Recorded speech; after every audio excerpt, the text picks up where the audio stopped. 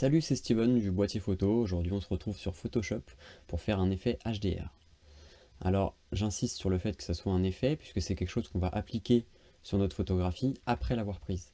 Aujourd'hui, la plupart des boîtiers réflexes que vous aurez entre les mains ont ce mode déjà, que ce soit en automatique ou en manuel. Alors, le HDR, qu'est-ce que c'est? High Dynamic Range, qui se traduit en français par haute plage dynamique. Ça va vous aider à rattraper toutes les zones que vous auriez ratées ou mal exposées. Zones d'ombre, contre-jour ou choses comme ça. Après, suivant l'utilisation qu'on peut en faire, qu'on veut en faire surtout, vous allez pouvoir faire quelque chose de plutôt un peu fantastique, très au dessin ou des choses comme ça. Ou au contraire, quelque chose de plutôt réel où vous avez simplement envie de rattraper vos couleurs ou vos ombres. Alors, l'outil qu'on va utiliser pour faire cet effet HDR s'appelle le virage HDR. Virage HDR se trouve dans Images, Réglages et Virage HDR. Vous arrivez sur une petite fenêtre où on va vous laisser le choix, tout d'abord, par le réglage du rayon et de l'intensité. Alors avec ça, vous allez régler le contraste pour donner un peu de pêche à votre image. Là, je vous conseille vraiment de tester suivant les images que vous utilisez. Moi, je ne peux pas vous donner de réglage prédéfini pour ça. Là, je rattrape vachement sur le détail de mon bâtiment. Ensuite, on a des gammas.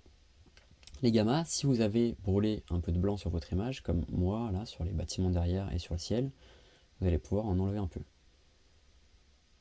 Le truc, c'est que sur une photo brûlée, tout ce qui est brûlé, c'est de la matière en moins que vous ne pouvez pas récupérer réellement. Une image ratée reste une image ratée quoi qu'il se passe. Donc si vous voulez forcer sur les gammas, ce que je ne vous conseille pas, ça risque de vous donner un voile gris et c'est pas très beau à l'œil sur une image. L'exposition, ça vous le réglez suivant si vous avez plus ou moins bien exposé votre photo, sur ou sous ex. Là, celle-là est à peu près correcte, donc on va rester comme ça. Et on a ensuite les détails. Alors les détails, c'est un peu propre au HDR, parce que c'est ce qui va donner cet effet un peu, un peu plus défini, un peu plus brut. Vous voyez, si je force dessus, comme je vous disais tout à l'heure, on arrive sur quelque chose de plus fantastique. C'est un peu dessiné, c'est un peu... il y a des espèces de lueurs autour des bâtiments. C'est pas ce que je cherche, moi je cherche à rester sur quelque chose de réel, donc je vais le baisser un peu. Voilà, là ça devrait me suffire. On a un réglage de ton foncé. Ton foncé pour rattraper, hop, sur la droite et sur le bas de l'image, si vous regardez, tous mes tons foncés. Là, ça fonctionne à peu près correctement, donc je vais rester comme ça, pareil. Sélecteur bouge les blancs. Là, j'ai pas trop de problème, donc je vais rester comme ça, mis à part les gammas. Tac. Et la vibrance et la saturation, c'est pour les couleurs. La vibrance pour faire ressortir vos couleurs, et la saturation pour en rajouter. Alors attention à ne pas aller trop lent, parce que vous voyez, là, les maisons qui passent dans une couleur pas naturelle du tout, qui est orange.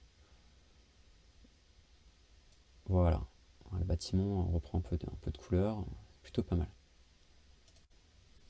Et donc pour finir, on a un outil qui s'appelle la courbe de virage et histogramme. Alors elle fonctionne exactement comme celle qu'on retrouve dans les calques de Photoshop. Elle va vous permettre de régler votre exposition, taux de blanc, taux de noir. Voilà, moi je vais simplement enlever un peu de lumière là, voilà. Et voilà, là on est sur un résultat final.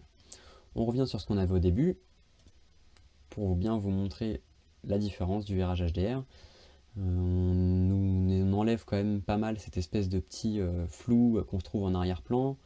On récupère des couleurs et des lumières sur les premiers plans et du contraste.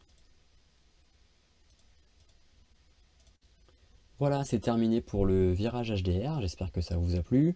N'hésitez pas à passer sur le blog, donc leboitierphoto.com, et à vous abonner à la chaîne. À une prochaine.